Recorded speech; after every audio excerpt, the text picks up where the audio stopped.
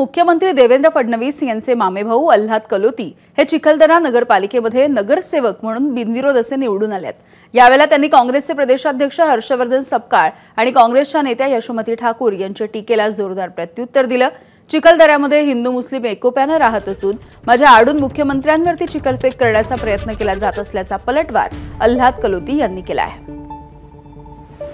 आपल्यासोबत अल्हाद कलोती स्वतः आहे। खूप खूप अभिनंदन। परंतु या बिनविरोध निवडीवर काँग्रेसने खूप मोठा आक्षेप घेतला की पैसे देऊन दमदाटी करून तुम्ही काँग्रेसच्या नगरसेवकाला विड्रॉल करायला लावलं। नाही, वस्तुस्थितीचा विपर्यास आहे हा। वस्तुस्थिती संपूर्णतः वेगळी आहे। हिंदू मुस्लिम चिखलदऱ्यामध्ये आज फार एकोप्याने तिथे विकासाभिमुख राजकारण करू इच्छितात। त्या दृष्टिकोनातून त्यांनी मला तिथे निर्विरोध असं निवडून दिलेलं आहे।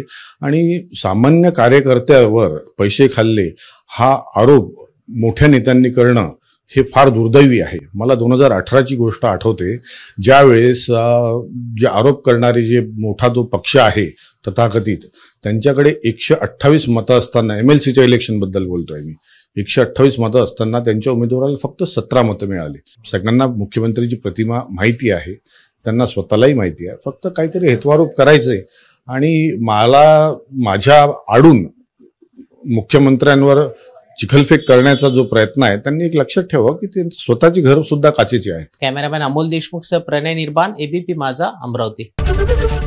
ABP माझा, उघडा डोळे बघा नीट।